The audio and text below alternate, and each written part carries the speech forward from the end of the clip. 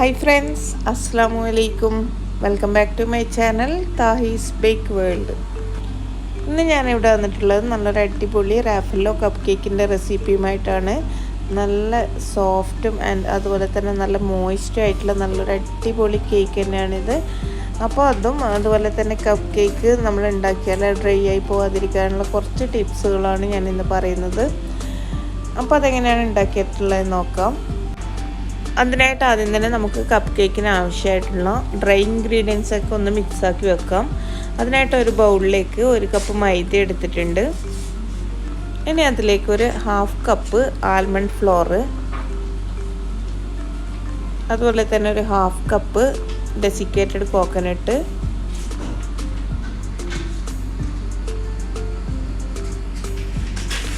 പിന്നെ ഒരു 1/2 teaspoon baking soda. ഇതിൽ ബേക്കിംഗ് പൗഡർ യൂസ് ചെയ്യുന്നില്ല കേട്ടോ, ബേക്കിംഗ് സോഡ മാത്രമേ യൂസ് ചെയ്യുന്നുള്ളൂ. അതുകൊണ്ട് തന്നെ ഒരു 1/2 ടീസ്പൂൺ എടുത്തിട്ടുണ്ട്. അതുപോലെ തന്നെ ഒരു 1/4 ടീസ്പൂണ് ഉപ്പ്. ഇത്രയൊക്കെയാണ് ഡ്രൈ ഇൻഗ്രീഡിയൻസ് ആയിട്ട് ആവശ്യമുള്ളത്. അത് നന്നായിട്ട് ഒരു സ്പൂൺ വെച്ച് മിക്സാക്കി കൊടുക്കാം. അങ്ങനെ ഡ്രൈ ഇൻഗ്രീഡിയൻസ് ഒക്കെ നന്നായിട്ട് മിക്സാക്കി എടുത്തിട്ടുണ്ട്. ഇനി ഇത് അവിടെ ഒന്ന് മാറ്റി വെക്കാം. ഇനി വേറൊരു വലിയൊരു മിക്സിംഗ് ബൗൾ എടുത്ത് അതിലേക്കൊരു 1/3 കപ്പ് ബട്ടർ എടുത്തിട്ടുണ്ട്. ഇത് അൺസാൾട്ടഡ് ബട്ടറാണ് കേട്ടോ, റൂം ടെമ്പറേച്ചറിലുള്ള അൺസാൾട്ടഡ് ബട്ടറാണ് 1/3 കപ്പ് എടുത്തിട്ടുള്ളത്. ഇനി അതിലേക്ക് ഒരു 1/2 കപ്പ് പഞ്ചസാര എടുത്ത് നന്നായിട്ടൊന്ന് പൊടിച്ചതിന് ശേഷം ഇതിലേക്ക് ചേർത്ത് കൊടുക്കാം. പൊടിച്ച പഞ്ചസാര അല്ല കേട്ടോ, 1/2 കപ്പ് പഞ്ചസാര, പൊടിക്കാത്ത പഞ്ചസാര 1/2 കപ്പ് എടുത്ത് നന്നായിട്ടൊന്ന് പൊടിച്ചിട്ടാണ് ഇതിലേക്ക് ചേർത്ത് കൊടുക്കുന്നത്. എന്നിട്ടൊരു ഹാൻഡ് വിസ്ക് യൂസ് ചെയ്തിട്ട് നന്നായിട്ടൊന്ന് ബീറ്റ് ചെയ്യുക. അതായത് നമുക്ക് ബീറ്റിൻ്റെ ആവശ്യമൊന്നുമില്ല കേട്ടോ, ഹാൻഡ് വിസ്ക് യൂസ് ചെയ്തിട്ട് തന്നെ ഈ ബട്ടറും പഞ്ചസാരയും കൂടി നന്നായിട്ടൊന്ന് മിക്സാക്കി എടുക്കാം.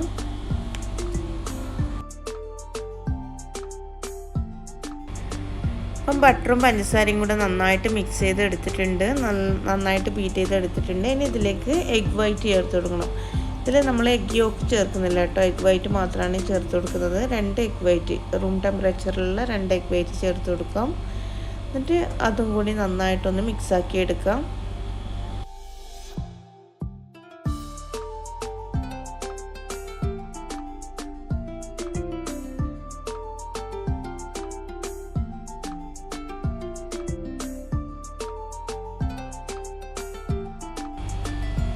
ഇപ്പോൾ എഗ് വൈറ്റ് നന്നായിട്ട് മിക്സ് ആയിട്ടുണ്ട്. ഇനി ഇതിലേക്ക് അടുത്തതായിട്ട് ചേർക്കേണ്ടത് തൈരാണ്, അതായത് അധികം പുളിയൊന്നുമില്ലാത്ത യോഗേട്ട്.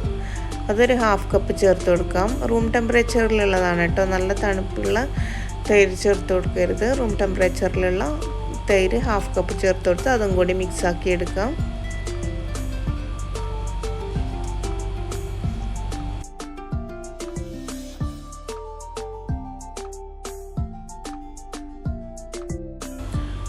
ഇനി ഇതിലേക്ക് ചേർക്കേണ്ടത് മിൽക്കാണ്. ഒരു 1/2 കപ്പ് റൂം ടെമ്പറേച്ചറിലുള്ള മിൽക്കാണ് ഇതിലേക്ക് ചേർത്ത് കൊടുക്കുന്നത്. അതും കൂടി ചേർത്ത് ഒന്നുകൂടി നന്നായിട്ടൊന്ന് മിക്സാക്കി എടുക്കാം.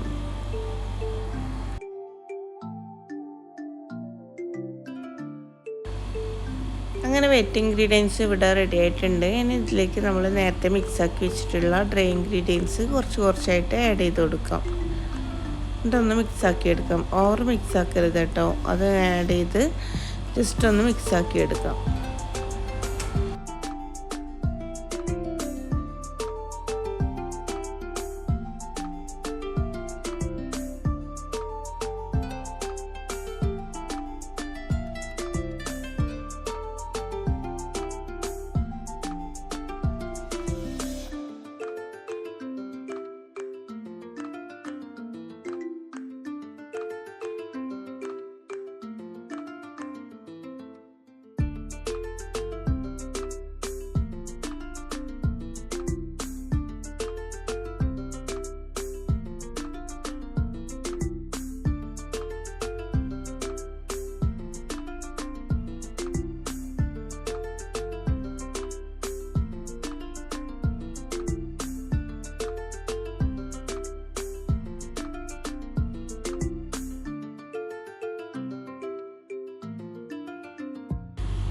അങ്ങനെ നമ്മുടെ കപ്പ് കേക്ക്സിനുള്ള ബാറ്ററൊക്കെ ഇവിടെ റെഡി ആയിട്ടുണ്ട്. ഇനി നമുക്ക് കപ്പ് കേക്ക്സ് മോൾഡിലേക്ക് ഒഴിച്ചു കൊടുക്കാം.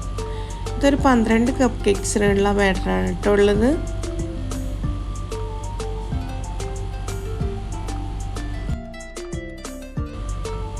നമ്മൾ ബാറ്റർ ഇതിലേക്ക് ഒഴിച്ചു കൊടുക്കുമ്പോൾ മുഴുവനായിട്ട് ഒഴിച്ചു കൊടുക്കരുത്. ഒരു പകുതി ഭാഗം മാത്രം വരെ ബാറ്റർ ഒഴിച്ചു കൊടുക്കാൻ പാടുള്ളൂ.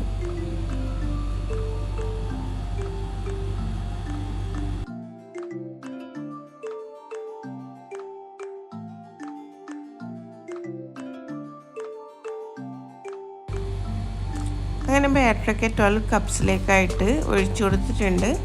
ഇനി നമുക്കിതൊന്ന് ഓവനിൽ വെച്ചൊന്ന് ബേക്ക് ചെയ്തെടുക്കാം.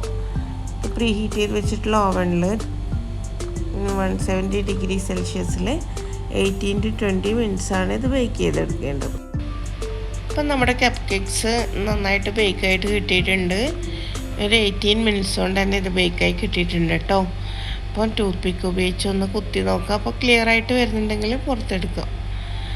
അപ്പം ഇത് നമ്മുടെ കപ്പ് കേക്ക് കണ്ടില്ലേ, നല്ല ചൂടോട് കൂടിയാണ്ടാണ് ഇതൊന്ന് പുറത്ത് കിട്ടാത്തത്.